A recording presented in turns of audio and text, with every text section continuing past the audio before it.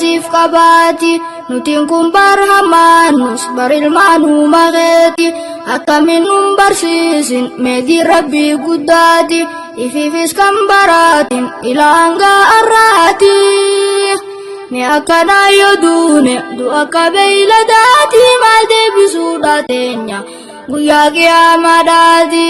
ni akana yodune du akabeila dati malde bisudatenya guya kiamadati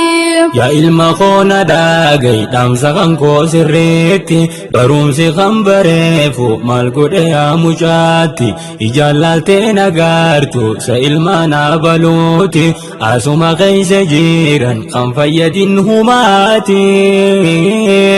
ilma wara balu laladu me sirreti biya ala tambate shatirum ma isiti malaga daji gote achi asergiteti atin kuyoni tate ilmo faidati malagasi filala demi qarasuditi atin kuyoni tate ilmo faidati malagasi filala demi qarasuditi Rahin jarjarini obsana raja kasi namni humam baratin am tol tumbegusi ilma warra balu mal godeh me barumsi kunjacha wallalati abba firala kisi karina ma shaitana tujallisati disi male bardinin kenya milki arraf barusi yo arradin barate barsiftenus ilmisi asitille duniyan uya baru firdausi atam jetini ma megammachu gafasi asitille duniyan uya baru firdausi atam jetini ma megammachu gafasi hayada ya ilma kho ningoda kali kheti wangari falaletin refu akanzeti malenis qalbi dan nimfadati rabbiti jabaduna famahu qarana debifteti kunota nafgarida ilmo wa barateti wa hundanu sibiran jirahiya diniti anille wa barachun dandayu garagotin arramni gofurdate hindandahu karati sibar sifadde tuman hangati fituti suma jalanin sena anis jannata sati sibar sifadde tuman hangati fituti suma jalanin sena anis jannata sati umri si haderesu atilem babaqiya rizki ballosi kanne ibada fiya ilmi si habarsisu atille rabbin kiya arabni khofurdate jechu sandi si haya hoga dama madi wajiha soitu caya hoga salana soita enuma tu sigaya sharo garati kofa kandi dukhuni haya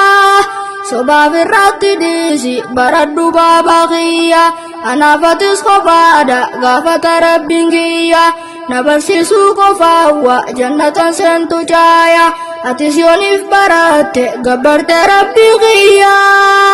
rabbin suma rahmata milkoine baba qiya umritan telali ini osonif kabdu fayya kitaba gefuradu kharashe kota biya umritan telali ini osonif kabdu fayya kitaba gefuradu kharashe kota biya ya ilma kho wallahi wambiratu nakafte waninan sosodade hundana rachi doite ammuma hulubunto akan qara'u fete yo shekhatini kamna numatu rahifate khayetini tidema nasente andubinte hadama makiyatis khobaran disa sete fudetini chigeisa hakaratu galalte yero ati kobodan fite isinis fite ati duranu shekha nuhunda shekangote yero ati kobodan fite isinis fite ati duranu shekha nuhunda shekangote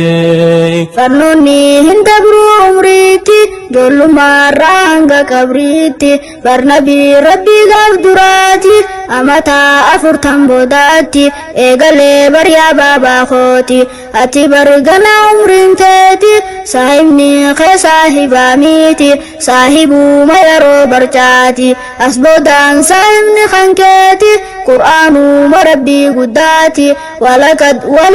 jechaati sidibuus arra durrisaati booddeensaa akkuma dhadhaati walakad jechaati sidibuus arra durrisaati booddeensaa akkuma dhadhaati.